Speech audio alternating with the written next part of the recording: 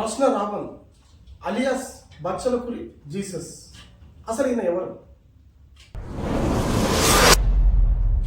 ఒక దళిత క్రిస్టియన్ సభలో ఆంధ్రప్రదేశ్ ఉపరాష్ట్ర ముఖ్యమంత్రిని పట్టుకొని నీ నోట్లో ఇలాంటి మాటలు మాట్లాడడం ఎంతవరకు కరెక్ట్ అండి? మనం ఇష్టపూర్వకంగా పూజించే దేవుళ్ళు శ్రీరాముడు సీతమ్మ తల్లిని ఎగతాళి చేస్తూ మాట్లాడడం ఎంతవరకు సబబు?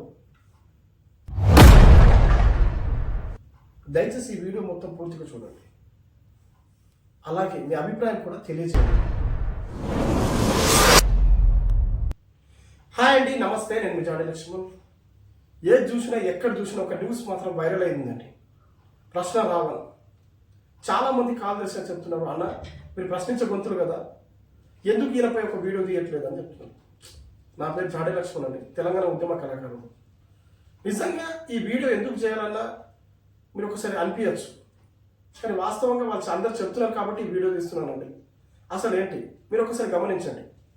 ఆయన అన్న మాటలు కూడా ఏంటి, ఆయన చేసిన తప్పులు ఏంటి, ఆయన చేయాలని తప్పులు కూడా ఏంటి, క్లారిటీగా మీ దగ్గర పెడతానండి. దయచేసి ఫస్ట్ ఆఫ్ ఆల్గా మీరు వినండి.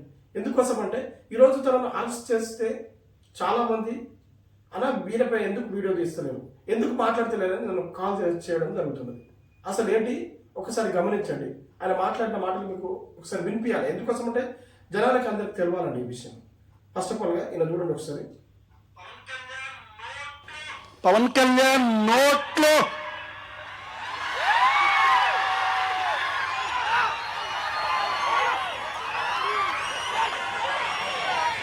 పవన్ కళ్యాణ్ గారు మీరు ఎక్కడున్నారు సార్? కనపడట్లేదే, వినపడట్లేదే. ఆంధ్రప్రదేశ్ ఉపరాష్ట్ర ముఖ్యమంత్రిని పట్టుకొని పవన్ కళ్యాణ్ గారి నోట్లో కొంచెం గ్యాప్ ఇవ్వడం అంటే అక్కడ ఇది ఎక్కడ అండి? ఒక దళిత క్రిస్టియన్ మహాసభలో అందరి ముంగుట ఒక ఉప ముఖ్యమంత్రిని హేళన చేస్తూ మాట్లాడారు. ముఖ్యమంత్రిని ప్రశ్నించడం తప్పనట్లేదండి, కానీ వాళ్ళకి మాట్లాడే విధానం కూడా ఉంటుంది.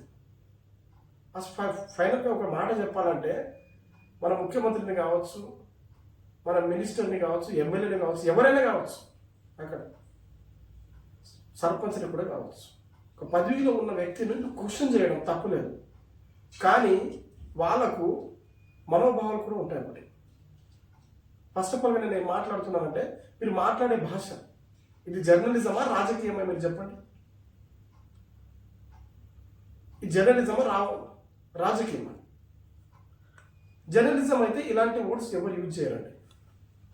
రాజకీయ నాయకులే ఇలాంటి వర్డ్స్ యూజ్ చేస్తారు. సరే పవన్ కళ్యాణ్ ఈయన కూడా మాట్లాడండి. పవన్ కళ్యాణ్ గారు ఇలా ముందు ఇలాగే మాట్లాడండి అని చెప్పారు కదా.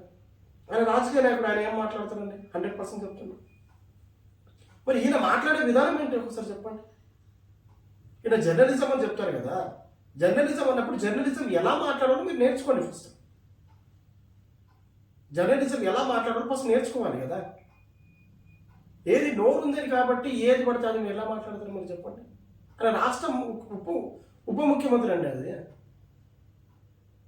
రామాయణంలో అరే నా కొడక, రామాయణంలో సీతను వదిలేసిన రాముడి గురించి నువ్వు చెప్పి అది చేపించరా? ఈ రోజు అగ్ని ప్రవేశం చేపించరా నా కొడక? నువ్వు సీతని వదిలేసిన రాముడిని ఆదర్శంగా తీసుకుని ఈ రోజు ఎంతమంది భర్తలు వాళ్ళ భార్యను అగ్ని ప్రవేశం చేపిస్తారని చెప్పని రోడ్డు మీద అడగరా నా కొడక?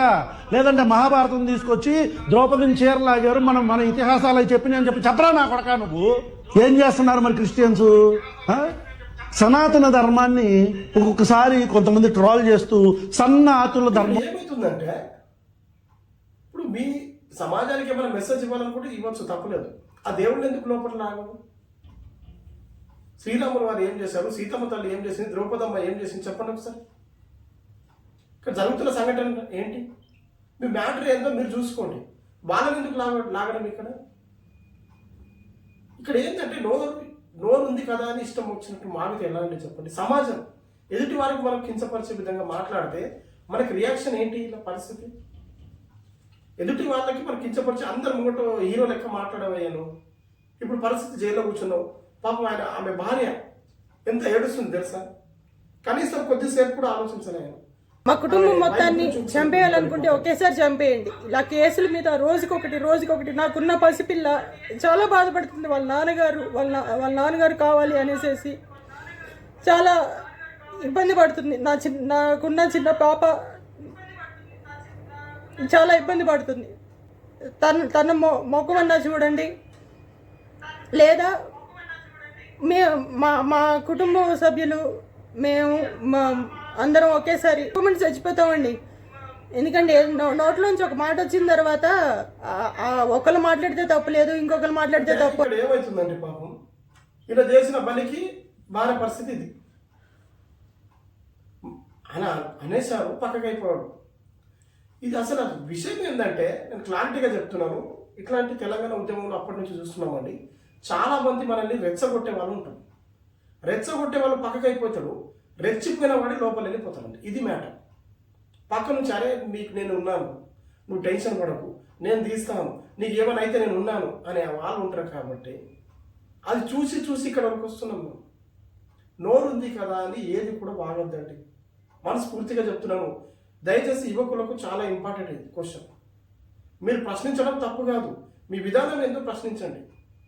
ఎవడు కాంగ్రెస్ ఎవరు లీడర్ కావచ్చు, మరి ఒక అనరాని మాట ఒకటి లీడర్ ఒక అన్నారు, వైరల్ అయింది, మీరు చూశారు. ఆయన పరిస్థితి నెక్స్ట్ ఏంది, లోపల తీసుకెళ్ళండి. తర్వాత ఎవరున్నారండి, వెళ్ళిన తర్వాత మళ్ళీ మీ జీవితం మీ సర్వనాశనం అయిపోతుంది కదా. అంత బాగడం ఎందుకు మీరు ఆలోచించండి, అంతా మీరు ఇది చేసుకోవడం ఎందుకు ఒకసారి ఆలోచించండి. అంటే ఈ వీడియో ఎందుకు చేస్తున్నానంటే, ఈ జోసెఫ్ తను ఆయన ఒక్కడే కాదండి, చాలామంది ఇలాంటి వాళ్ళు ఉన్నారు. వేరే వాళ్ళు రెచ్చిపోమంటే రెచ్చిపోయే వాళ్ళు ఉన్నారు, కానీ అలాంటి వాళ్ళు జర్నలిజం కాదండి. దయచేసి మీరు గమనించండి ఒకసారి. మన ఇష్టపూర్వకంగా సమాజానికి సేవ చేయాలి.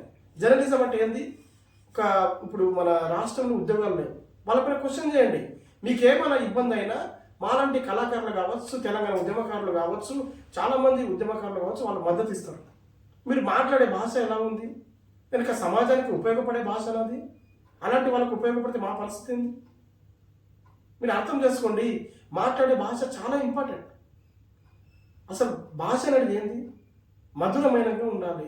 మీరు క్వశ్చన్ చేయడంలో కూడా మాటలు ఎలా ఉండాలంటే, ఎదుటి వాళ్ళకు అంటే ఏదైతే వాళ్ళకు మనసుకు గాయమయ్యేటట్టు మాట్లాడకూడదు.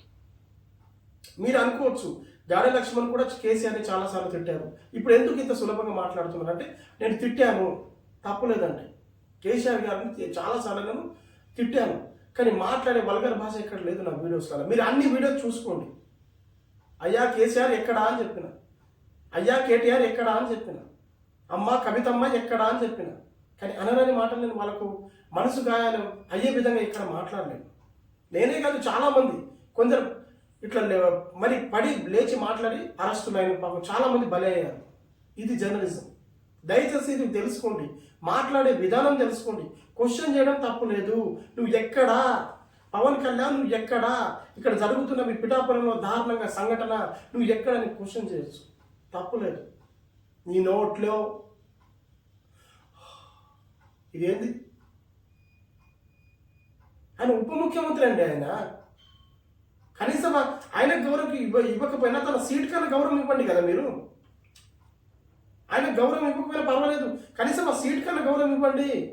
మీకు విషయం తెలుసా, పవన్ కళ్యాణ్ గారి గురించి నిజంగా ఆయన ఇప్పుడు ముఖ్యమంత్రి కాకముందే, ఇప్పుడు ఉప ముఖ్యమంత్రి కాకముందే ఆయన కొంచెం కలిస్తే కదా ఆయనతో సెల్ఫ్ దిగితే సరిపోతుంది అని చాలామంది ఉన్నారు. ఇప్పుడు ఆయన ముఖ్యమంత్రి, చాలామంది ఒక లీడర్ గెలిచిన తర్వాత కావచ్చు, ఒక పొజిషన్లో వచ్చిన తర్వాత ఉంటారు, కానీ ఆయన ముందు నుంచి స్టార్ హీరో కాబట్టి తనకు ఫ్యాన్స్ ఎక్కువ ఉన్నారు, నో ప్రాబ్లం. కానీ అలాంటి నాయకుడిని పట్టుకొని మీరు నీ నోట్లో అంటే, అక్కడ జనాల్ని చూసే కదా రెచ్చిపోతున్నారు మీరు, జనాల్ని చూసే కదా రెచ్చిపోతే నెక్స్ట్ పరిస్థితి ఏంటి, 4 కేసులు పెట్టారు, 4 వేలు తీసుకున్న తర్వాత 5వ వేలు లోపల వేసి ఇస్తారు. ఎంత దారుణం చెప్పండి. అంటే తను మాట్లాడి తన ద్వారా తన నోరే ఈరోజు తన జైల్లో పెట్టేసిన పరిస్థితి చూస్తుంది. నోరు అదుపులో పెట్టుకుంటే ఇంత సంఘటన ఎందుకు అవుతుండే. క్వశ్చన్ చేయడంలో తప్పు లేదు. పవన్ కళ్యాణ్ గారిని క్వశ్చన్ చేయొచ్చు, మీరు చంద్రబాబు నాయుడు గారిని క్వశ్చన్ చేయొచ్చు, ఇక్కడ రేవంత్ రెడ్డి గారిని కూడా క్వశ్చన్ చేయొచ్చు. మీరు లీగల్గా క్వశ్చన్ చేయండి, ఇల్లీగల్గా చేయకండి. ఇక్కడ మాట్లాడే విధానం ఎలా ఉండాలంటే, వాళ్ళు ముఖ్యమంత్రులు, వాళ్ళు ఏంటి ఒక పదవిలో ఉన్నారు, వాళ్ళకి మాట్లాడే భాష ఒకటి ఉంటుంది, వాళ్ళకు చట్టాలు కొన్ని ఉన్నాయి, మీకు కూడా చట్టం ఒకటి ఉంది, అది తెలుసుకోవాలి. ఒక మిమ్మల్ని వాళ్ళు మాట్లాడినా వాళ్ళపై మీరు కేసు పెట్టవచ్చు. కానీ ఇక్కడ చేస్తున్న పని ఏంటి? మీరు మాట్లాడే విధానం ఏం చేస్తారు? నువ్వు దళిత సంఘాలు అని చెప్తున్నారు. దళితులు ఇక్కడ అసలు ఇది కాదు. దళితులు అనేది మాట పక్కన పెట్టండి. మీకు ఎవరేమని అన్నా వాళ్ళని ఖచ్చితంగా మీరు క్వశ్చన్ చేయొచ్చు వాళ్ళకు. కానీ మీరే వాళ్ళకు బాధపడేటట్టు మాట్లాడితే ఇక్కడ ఏం చెప్తారండి చెప్పండి? మరి ఏం చెప్తారు? వాళ్ళ ఫ్యాన్స్ ఉంటారు, మంచిగా దెబ్బ వేసిన పరిస్థితి ఏంది? ఎవరైనా వస్తారా? మళ్ళీ ఎవరైనా వస్తారా? మనం గాయమవుతాం, మనం ప్రాబ్లంలో పడతాము. అందుకే చాలా నేను వీడియోస్ తీస్తలేదండి. చాలా నేను చూస్తున్నా, అన్ని వీడియోస్ చూస్తున్నా, తను మాట్లాడిన వీడియో చూసిన, తను అరెస్ట్ అయిన వీడియో చూసిన, 4 బెయిల్లో 4 కేసులు పోయి 4 పోలీస్ స్టేషన్లు పోయినాయి, 4 జైలు బెయిల్లో వచ్చినాయి, ప్రతిదీ ఒకటి చూస్తూనే ఉన్నాము. కానీ తప్పు చేయకపోతే ఆ ఒక్క మాట మాట్లాడకపోతే ఖచ్చితంగా మేము నిలబడే వాళ్ళము. ఇప్పుడు అక్కడ ఆయన ఎక్కడ ఉందో అక్కడ వెళ్ళడానికి ప్రయత్నించేవాళ్ళం. ఇక్కడ ఏం జరుగుతుందంటే తన మాట అనరాని మాట అన్నాడు.